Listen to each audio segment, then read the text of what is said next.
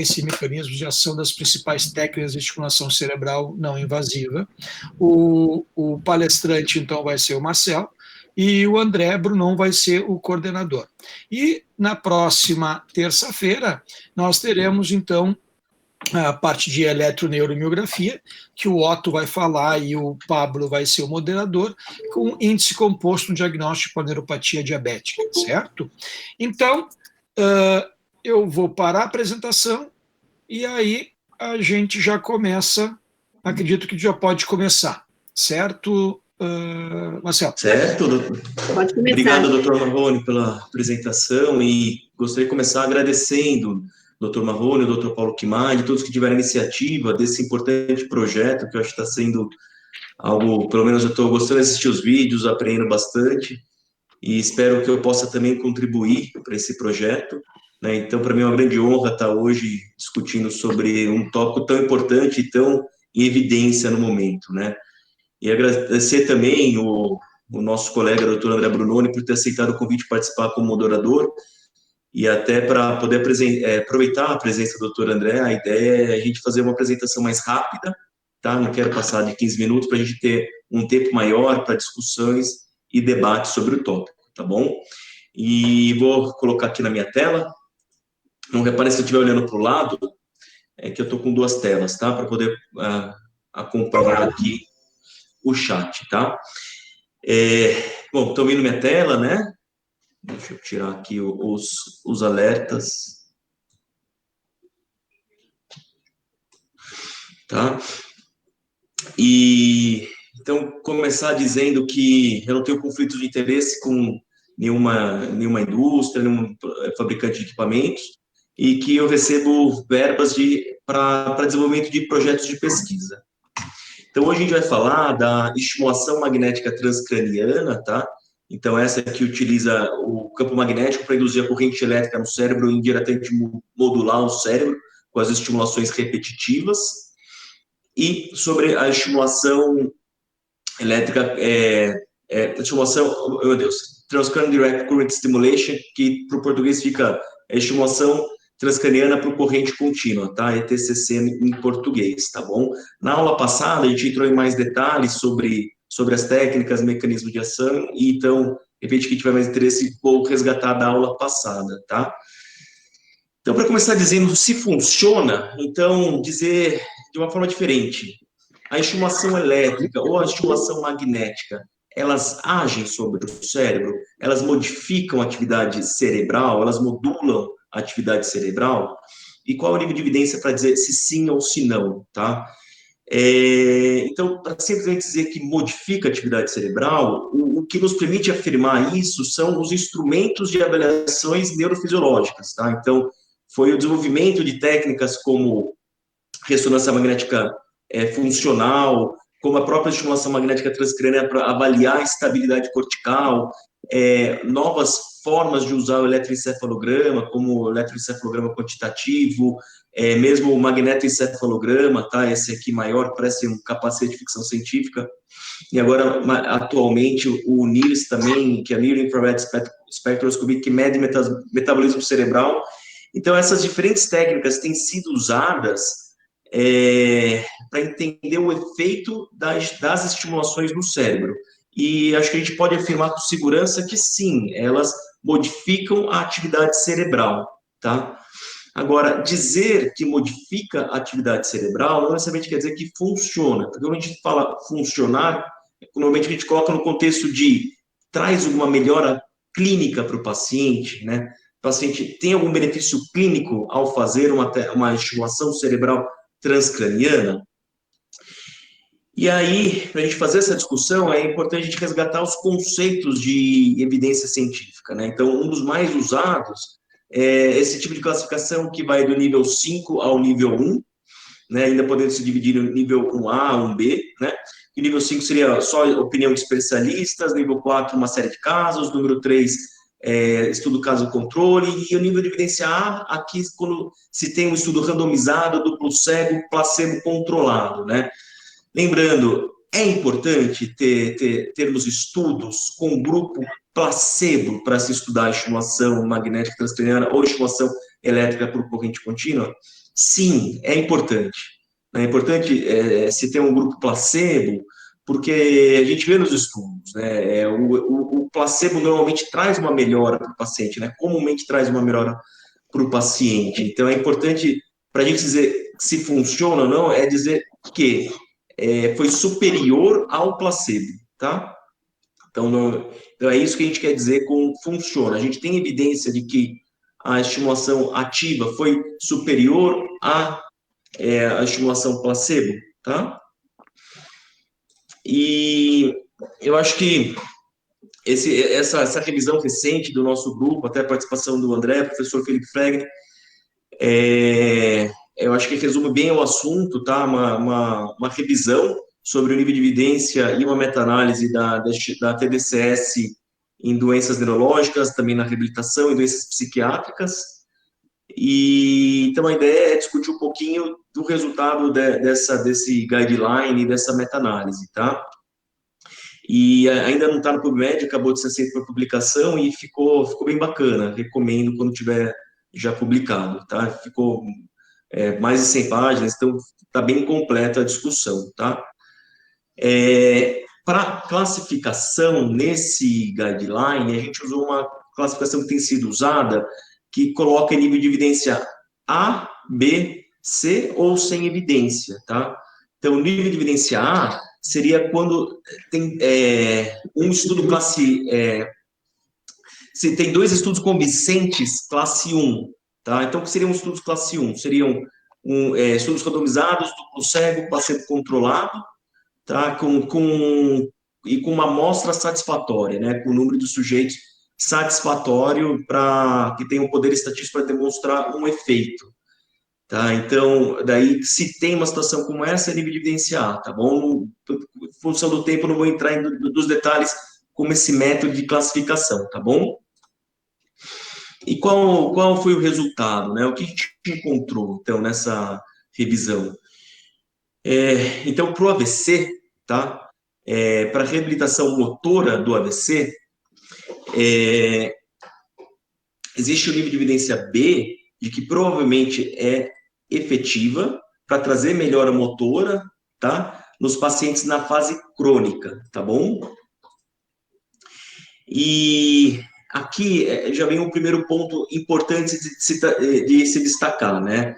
Que não necessariamente ausência de evidência é evidência de ausência, né? O que quer dizer com isso?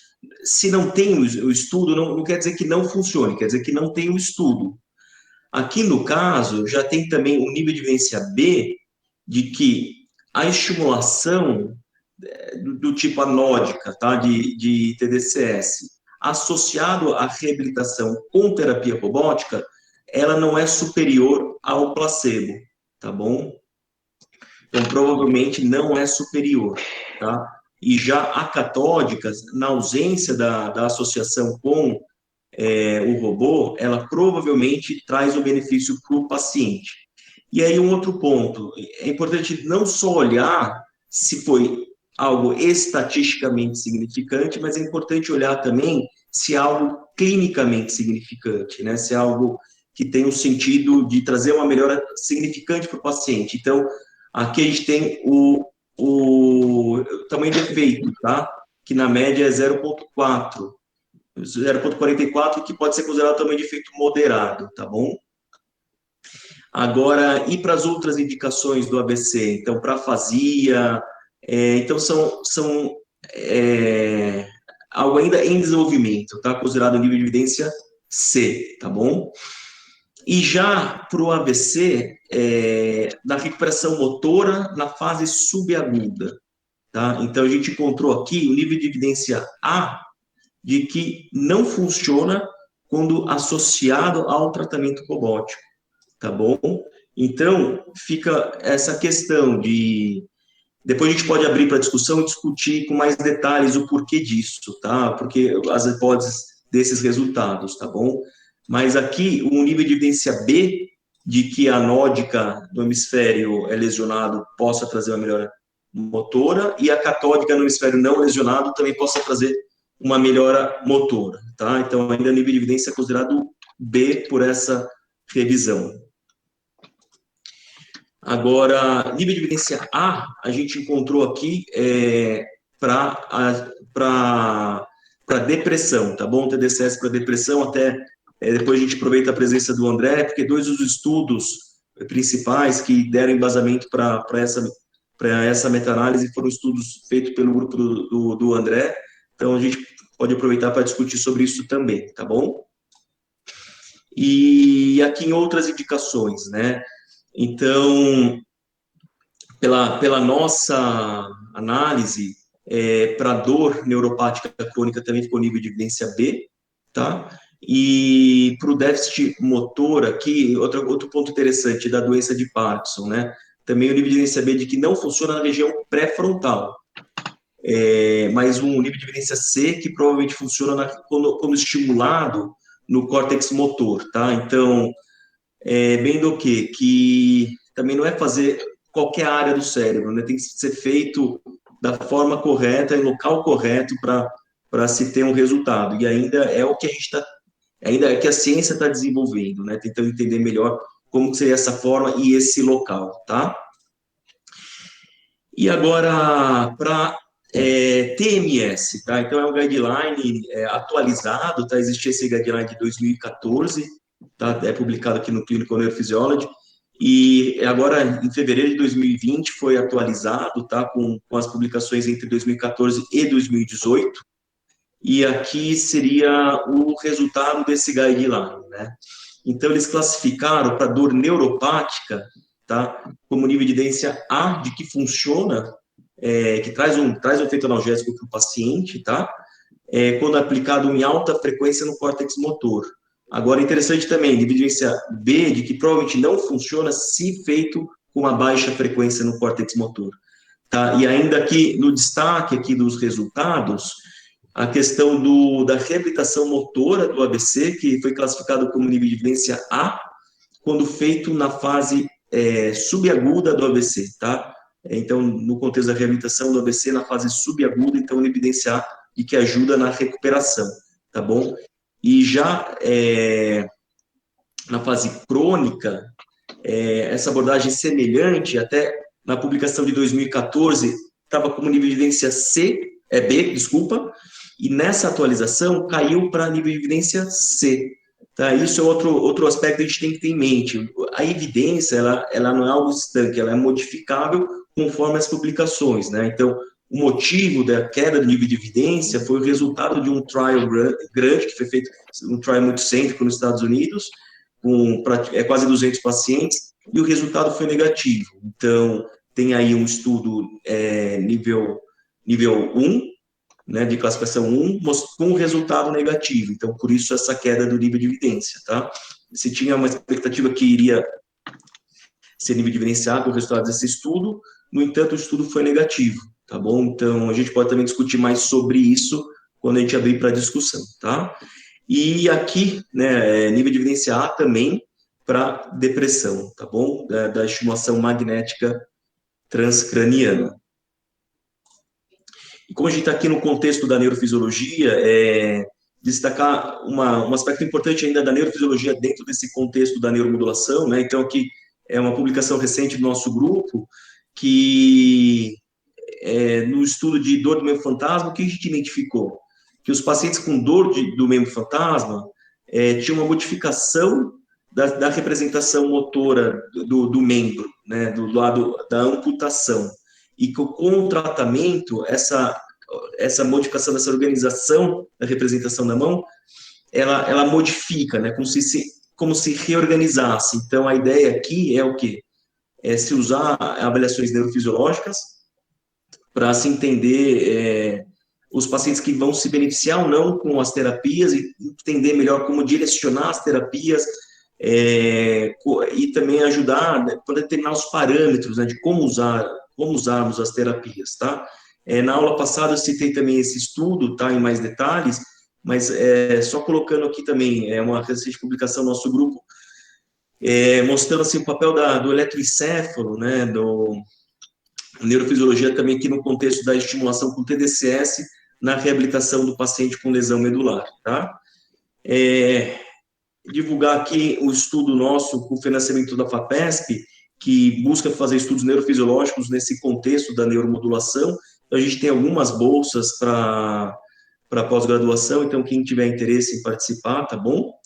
Quem quiser também estudar um pouco mais sobre método científico, evidência científica, é um curso que eu recomendo, do professor Felipe Feggen, do curso da Harvard. Tem também o nosso simpósio de neuromodulação, tá, que vai ser agora em novembro, vai ser uma versão online. Agradecer a professora Lina Amada Batistella, ao professor Felipe Feggen, que nos acompanha aqui como parceiros no desenvolvimento dos nossos estudos. E é isso, obrigado. Acabei passando uns minutinhos a mais do que eu pretendia nessa apresentação, para a gente ter agora tempo para discussão, tá bom? Se alguém quiser começar com perguntas, também vou checar aqui o chat, se já tem alguma pergunta ou comentário.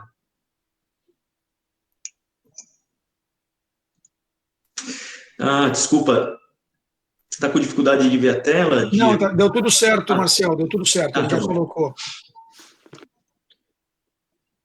Ok, as perguntas vêm para o chat aqui, né? Ou também quem quiser abrir o microfone, tá bom? Fiquem à vontade. Tá, ok. Edrin, bacana, obrigado. Então, o Edrin aqui está perguntando, né? Qual a sua impressão sobre a durabilidade do efeito analgésico da TMS entre os pacientes responsivos? Entendi que o grau de evidência A sobre o efeito analgésico se refere apenas ao efeito agudo, já que no guideline eles incluíram estudos que avaliavam apenas uma sessão. Mas falta informações sobre a relevância clínica. Excelente comentário, excelente pergunta, Edrin. E acho que é isso mesmo. A gente pode dizer que tem um nível de evidência A, de que tem um efeito analgésico na dor neuropática crônica, tem um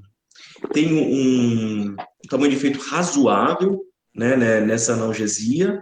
Agora, aplicabilidade clínica, que é um outro desafio, né? Não quer dizer que, então, é algo factível de ser usado clinicamente, porque o paciente pode ter um efeito analgésico, mas esse efeito pode ter uma curta duração.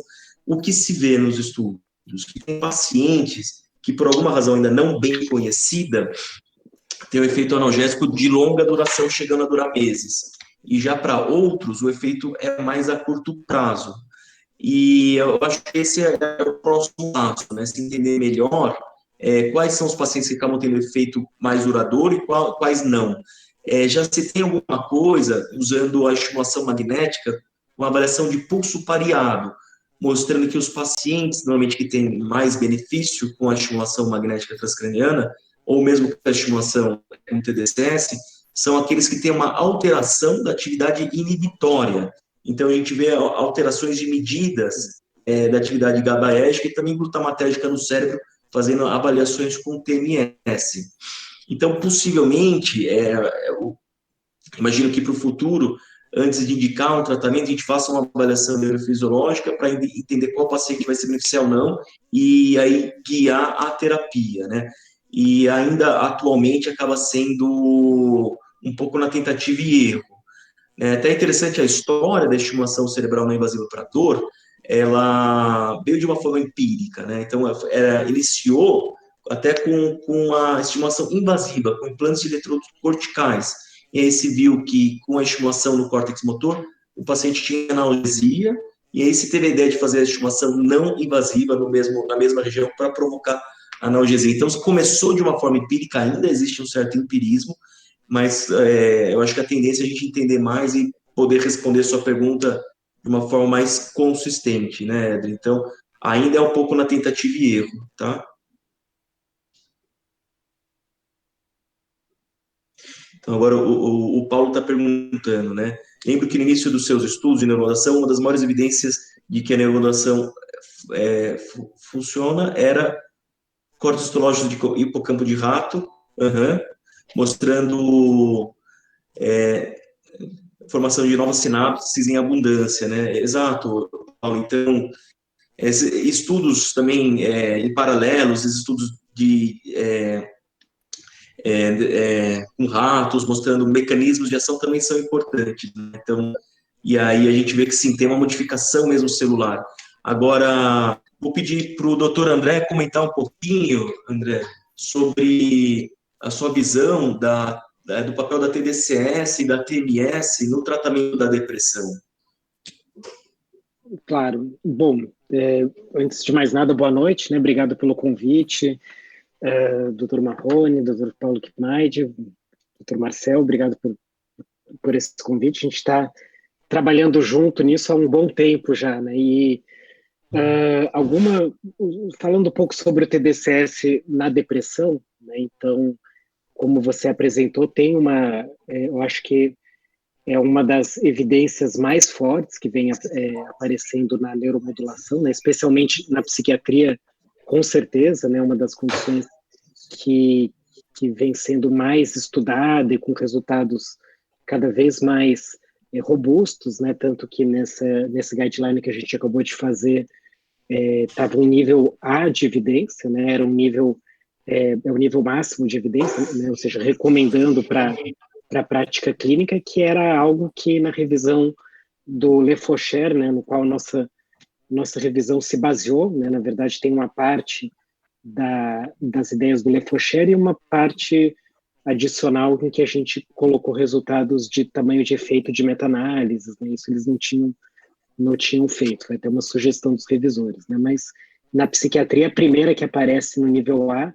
é a TDCS na depressão. E isso tem um pouco a ver com os dois grandes estudos que a gente fez aqui no Brasil, né? Que a gente fez no Hospital Universitário e que a gente batizou de SELECT e ELECT, né?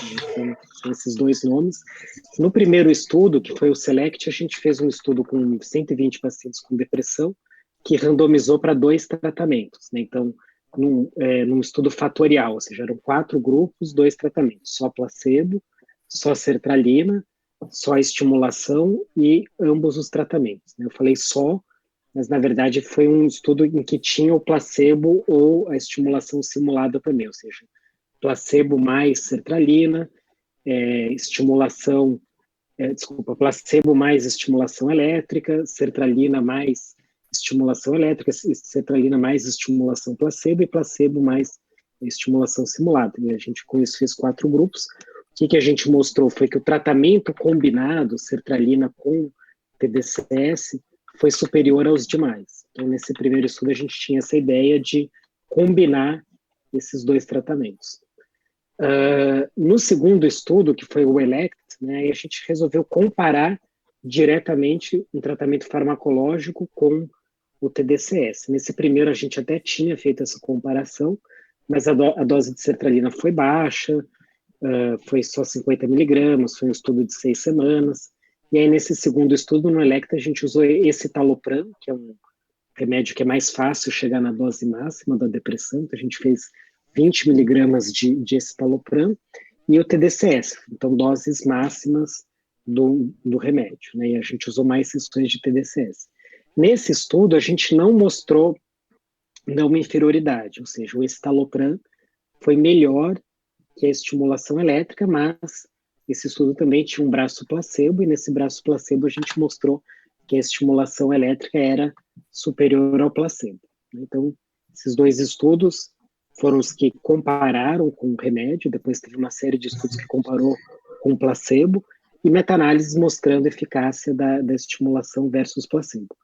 E eu aí acho que, emendando um pouco a resposta da sua primeira pergunta, né, que você comentou, qual que é, a gente pode mostrar um efeito, mas qual que é a relevância clínica disso, né? E aí não é só a questão do é clinicamente significativo, né, que a gente comenta estatisticamente versus clinicamente significativo, mas quando a gente compara não farmacológico quanto farmacológico, tem que considerar outras questões também, né? Então, facilidade de uso, facilidade de prescrição, acesso ao equipamento ou ao remédio. E nisso, de uma maneira geral, a gente pode considerar que os remédios eles estão um passo adiante, né? São mais usados, as pessoas entendem como utilizar um remédio, é mais fácil de encontrar na farmácia do que a estimulação. Então, por outro lado, a estimulação tem a vantagem de ser basicamente, como não é um tratamento farmacológico, ela não envolve efeitos colaterais. Então, essa seria uma vantagem. Eu acho que agora a gente está caminhando para algumas outras coisas que podem tentar entender melhor como que a TDCS teria um benefício prático, né?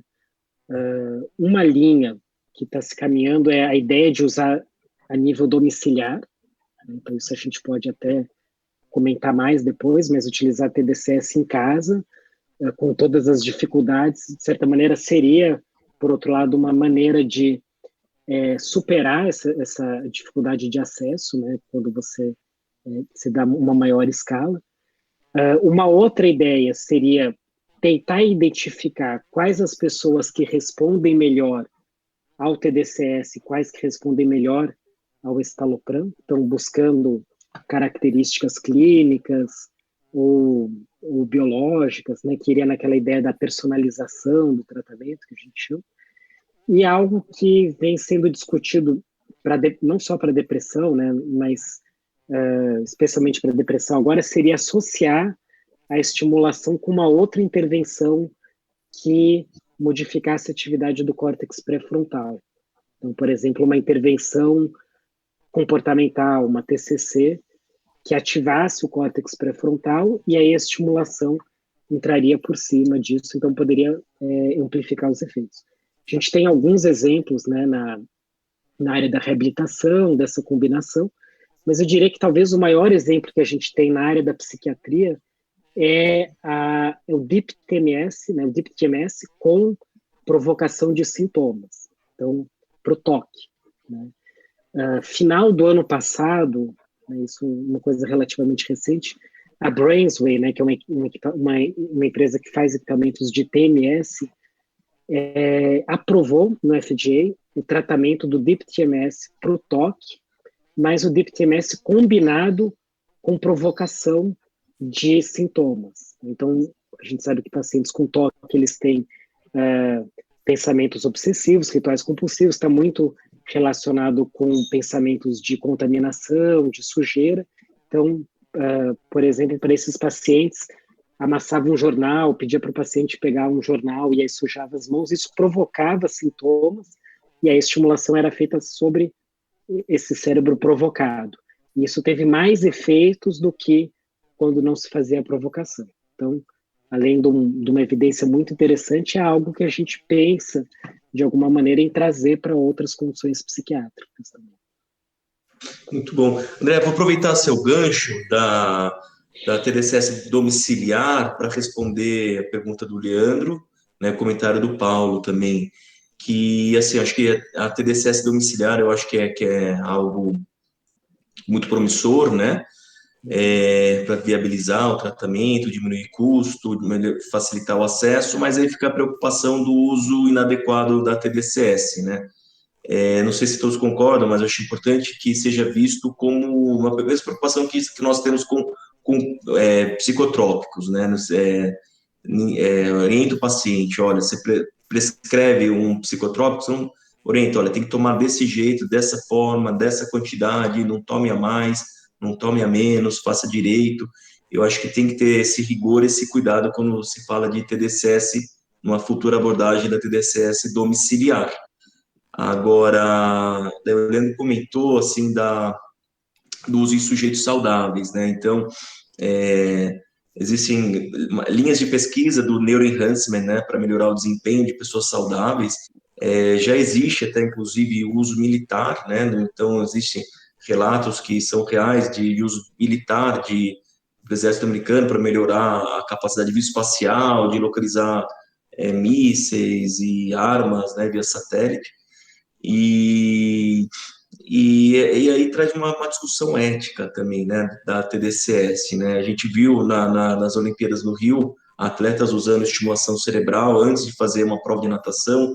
Então, são perguntas que eu não tenho respostas. Eu acho que ainda a sociedade precisa se organizar e discutir melhor sobre esses aspectos, essas preocupações. Eu acho que até é interessante, né, quando criou, né, esse grupo de estudo de neuromodulação, né, até Ana Paulo, lá quando a gente discutiu a importância, um dos aspectos que a gente colocou da criação do grupo e de começar a discussão era justamente para amadurecer esse tipo de conversa, né? Então, até quem sabe a gente propõe uma reunião com um pouco mais de tempo com pautas específicas como essas, né? Tá bom?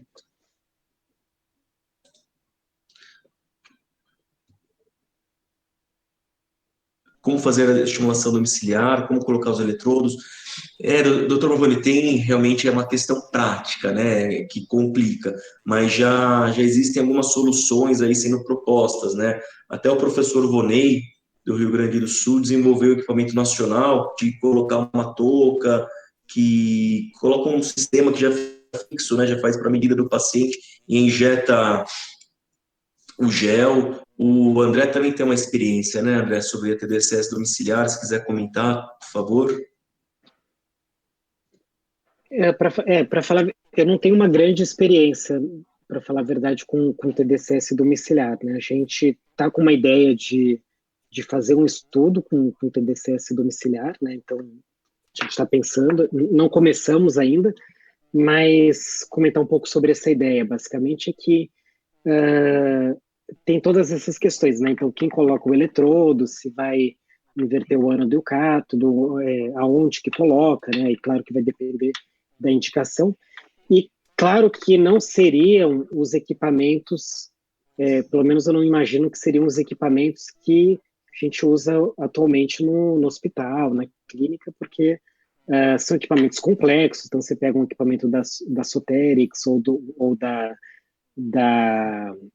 Neurocon, né? São equipamentos cheios de funcionalidades, você pode colocar o eletrodo onde quiser, tem função de AC, placebo, né? Não seria isso que a gente ofereceria para um paciente. Então, eu acho que imagino que seria algo o mais simplificado possível, né? Então, uma colocação única, ou seja, o aparelho da depressão não seria o mesmo da fibromialgia, que não seria o mesmo do AVC, né? Simplificando, para não ter nenhum erro na colocação dos eletrodos, seria fixo, né?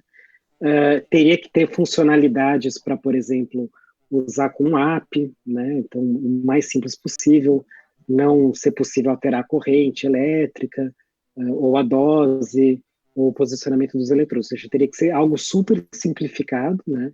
Eu acho que para os equipamentos, não seriam os equipamentos atuais, mas teria que se desenvolver, né? Uma nova linha de biotecnologia para esses aparelhos específicos. Doutor Marrone, eu estou um pouco preocupado agora com o tempo, né? Que já chegamos no limite, não é isso? Não, bom, se tu fores ver, teve a apresentação que durou quase 2 horas, né? Então, assim, se a discussão está sendo bacana, interessante, o pessoal está persistindo, por favor, né? Claro, nós vamos estender 2 horas, mas eu tenho aqui quanto tempo de apresentação? Nós temos 35 minutos, tá? Tranquilo. Tá bom. Vai adiante. Então, até meia-noite está dentro do dia, né? Tá, tá Então, bem. perfeito, gente. Mas aí eu vou buscar minha cervejinha, que aqui tá quente. Tá bom. Muito bem. Então, por olhar aqui o chat, né, ver as perguntas, então. Então, o Dr. Diego coloca qual a profundidade do Deep TMS, né?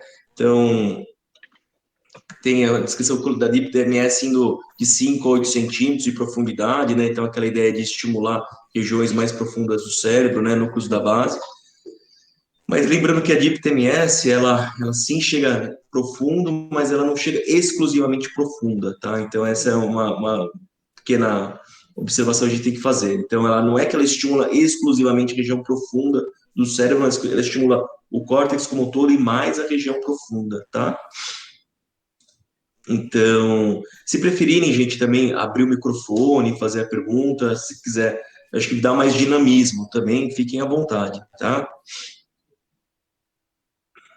Alguém gostaria de abrir o microfone e comentar? Como o Edrin tem algumas perguntas ali, Edrin, tu não quer perguntar diretamente? Depois o Leandro, Karina?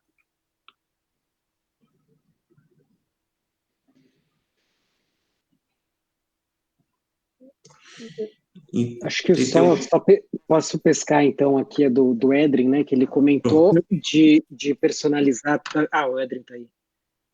Não, só estou apanhando do microfone aqui, mas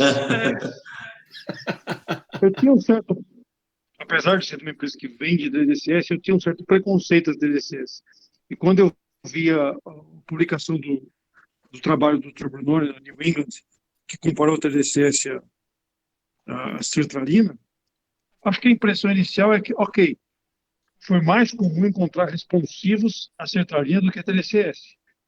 Mas isso, eu fico imaginando, talvez seja um retrato apenas do perfil de paciente que está lá enfrentando depressão.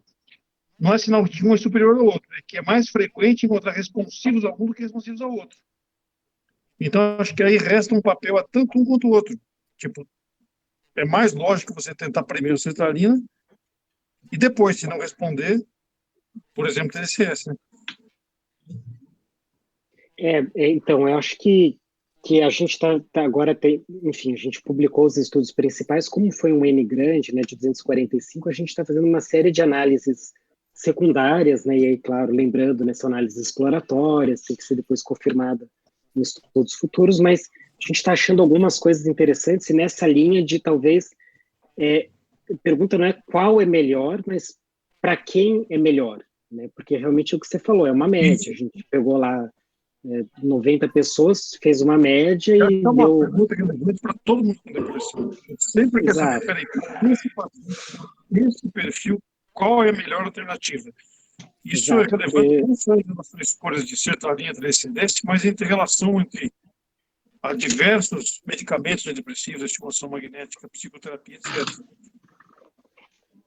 Exato. Então, e a gente está interessado nisso, até porque, claro, quando a gente vai olhar pacientes individuais, né, teve uma pessoa que respondeu muito bem a TDCS e uma pessoa que não respondeu bem ao escitalopram. Então, você tem essa variedade individual, só na média o escitalopram foi melhor que o TDCS. E aí a gente está fazendo alguns estudos tentando identificar melhor isso, né? Então, tem alguns em andamento, mas teve um relativamente novo que a gente publicou, saiu esse ano, que a gente usou uma técnica de machine learning, né? Então, um algoritmo para tentar prever respostas só com características clínicas iniciais. A gente coletou dados clínicos, sociodemográficos, etc., e deu só essa informação para o algoritmo, né? E o algoritmo tentou prever quem respondia ao TDCS, quem respondia ao escitalopram.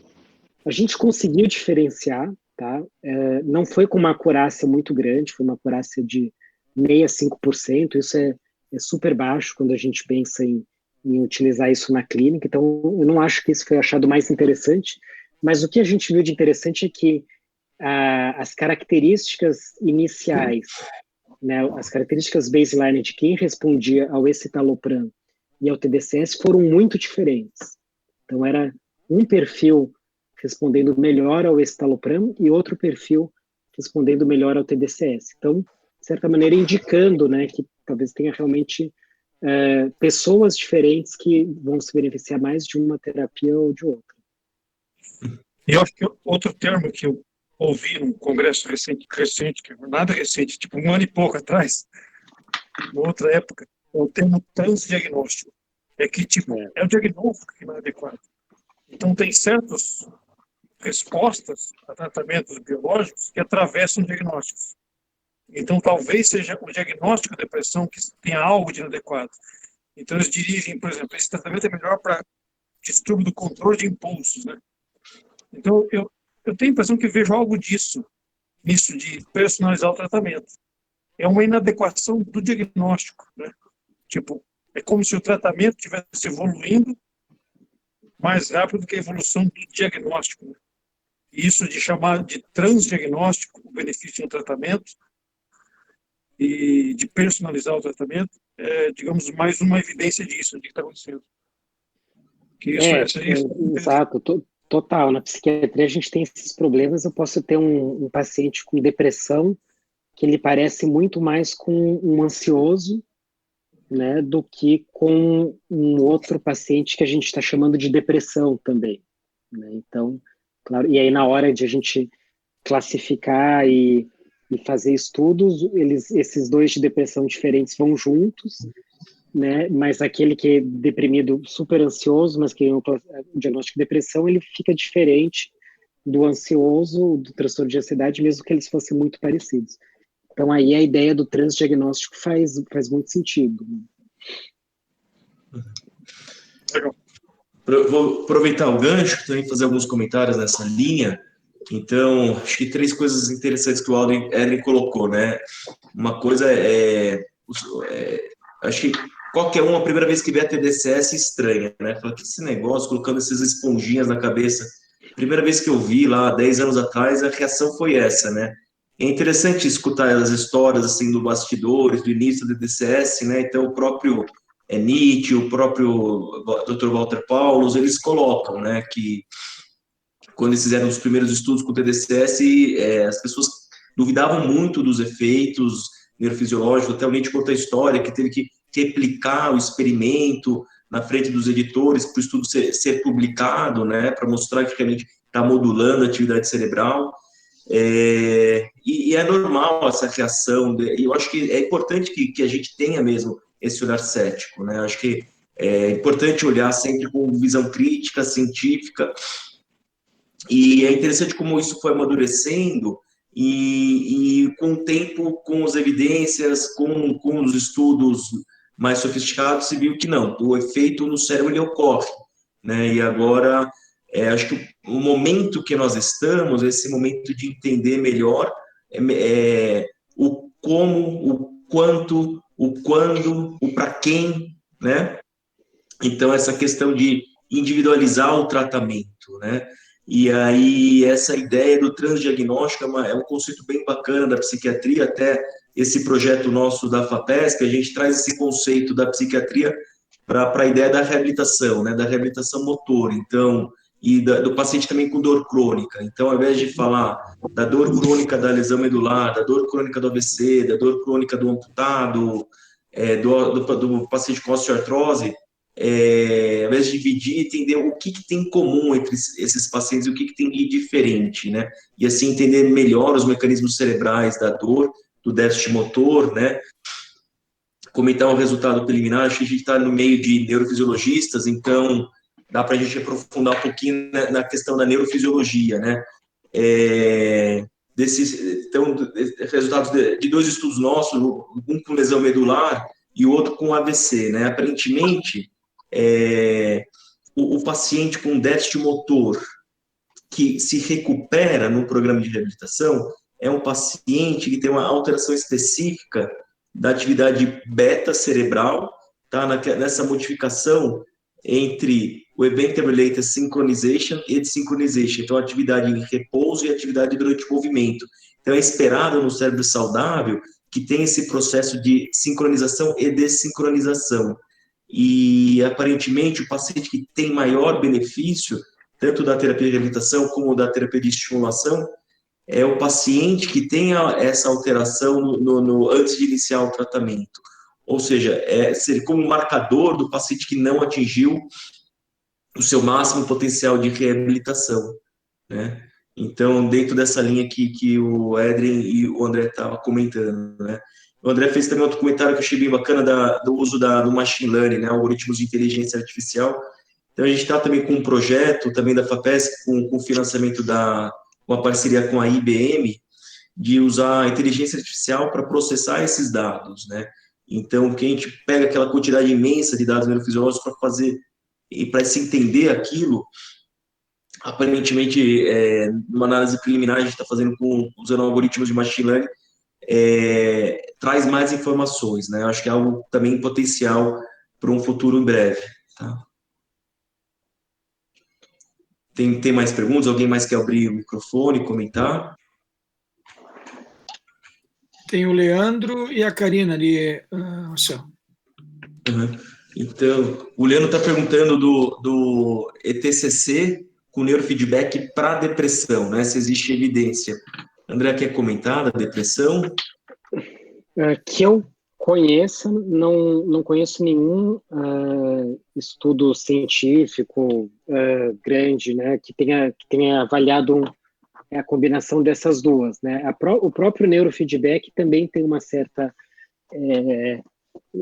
enfim, também não é um tratamento que é considerado eficaz no sentido de ter evidência de eficácia nível A para depressão, né? Então, acho que isso vale a pena lembrar um pouco também, né? Apesar do princípio das duas juntas, eu acho que faz muito sentido teoricamente, né? Acho que é algo que vale bastante a pena ser estudado.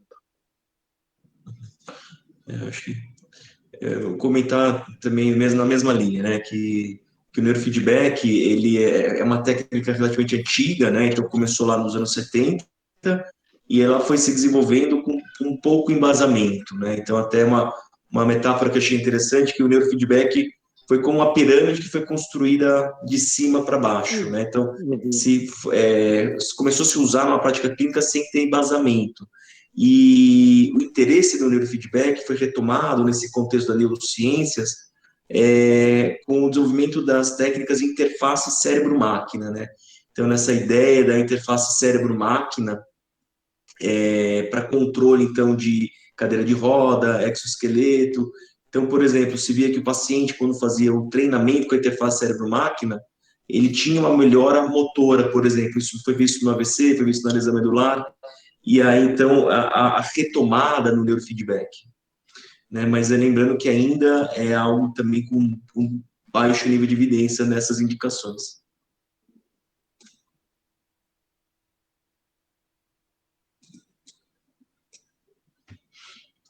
Mais alguém quer comentar?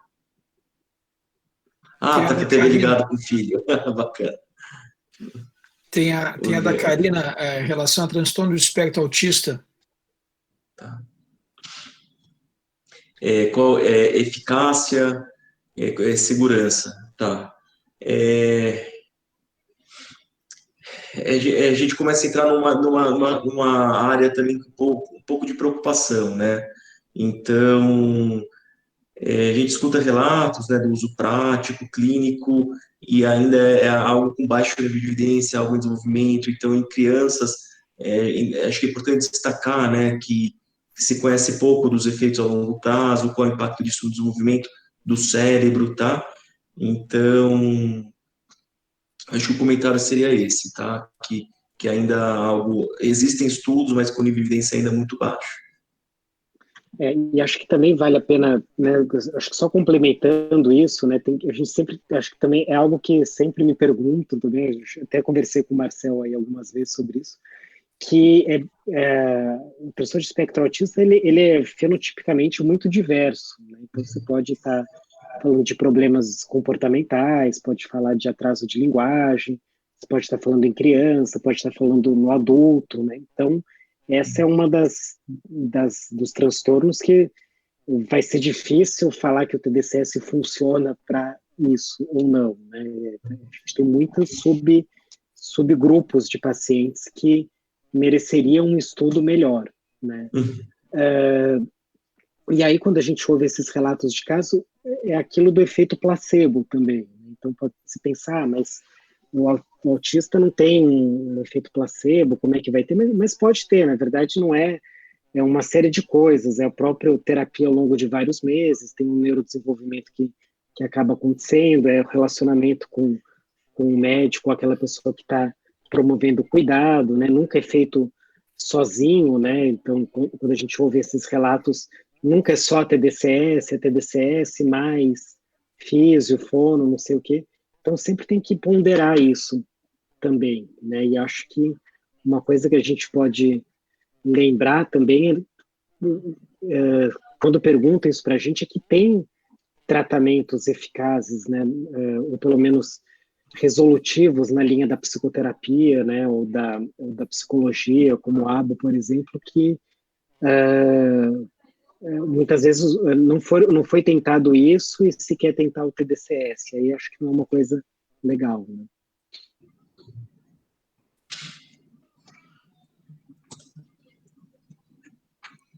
Bom, pessoal, acho que não sei se alguém quer mais comentar alguma coisa, vocês dois aí, Marcelo e André, gostariam de comentar mais alguma coisa? Para mim foi bastante elucidativo, apesar de eu não fazer esse tipo de coisa, né?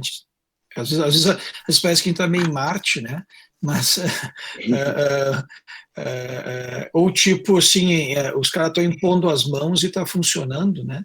Isso aí na Bíblia já dizia que os caras impunham as mãos e funcionava. Mas parece que vocês estão realmente fazendo que isso aconteça, né? Certo? Bom, tirando a brincadeira de fora, alguém mais gostaria de comentar, falar alguma coisa? Marcel, André, outros colegas? O Renato está perguntando sobre treinamento, André. Onde você ficou? Vocês têm no IPQ, né, um treinamento formal, não é isso? A gente tem no IPQ, a gente faz treinamento específico para psiquiatria, né? Então, o que a gente sempre tenta reforçar é que a parte mais difícil não é segurar a bobina ou pôr os eletrodos, né? Isso é uma pessoa com algum treinamento consegue, né? Então, eu acho que o principal é saber as indicações, saber quando está indicado e quando não é indicado. Então, a gente reforça muito esse aspecto, né? Então, da indicação correta, né? Mais até do que como aplicar, isso não é tão difícil. E ainda de cursos, tem esse curso, o simpósio do Instituto Scala, né, que é quem é o diretor é o professor Philip Freg, né, da Harvard, um dos pioneiros, dos grandes líderes nessa área. Mas lembrando que é um simpósio com um foco mais de treinar pessoas para desenvolver pesquisas na área de reabilitação, tá? De reabilitação, neuromodulação. Então, não é um foco para tratamento clínico, tá? Agora, esse ano, nós estamos iniciando o nosso ambulatório aqui no Instituto de Medicina Física e Reabilitação, um ambulatório focado em tratamento clínico com neuromodulação, né? Então, a decisão de iniciar esse ano foi justamente baseado nas novas evidências, nos novos estudos, mostrando, então, que para algumas indicações no contexto de reabilitação tem o nível de evidência A, então a ideia é a gente iniciar o ambulatório de tratamento clínico, tá? Mas é claro que vai ser um ambulatório que a ideia também tá mapeando os resultados para que esses resultados sejam também série de casos e ajudem no conhecimento científico. E para o futuro a ideia é que sim tenha um treinamento, mas não nesse momento, tá bom? Então, não sei se ajudou. Renato, desculpa, viu?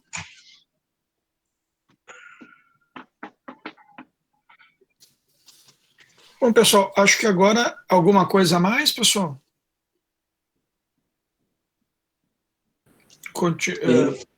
Acho que é o suficiente neste momento, com certeza vai ter muito mais coisas para a gente conversar. Marcel, pelo jeito, vai convidar bastante gente para falar, né? Já que não temos ainda, pelo menos, uma massa crítica, pelo que eu entendi, eu posso estar errado, dentro da neurofisiologia em si, né? E é muito, muito bem-vindo quem vem de fora, a SBDC sempre tenta ser mais inclusiva possível. Então, pessoal, agradeço muito, André, Marcel, bom te conhecer, André, não te conhecia, acho que foi bastante interessante para a gente conversar.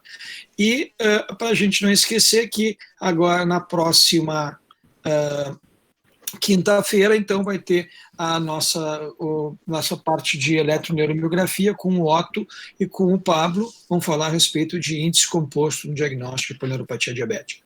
Pessoal, boa noite. Legal, boa cerveja, bom vinho. Boa noite a todos. Boa noite, obrigado a todos. Água, viu? Tchau, tchau. Boa noite a todos. Boa noite.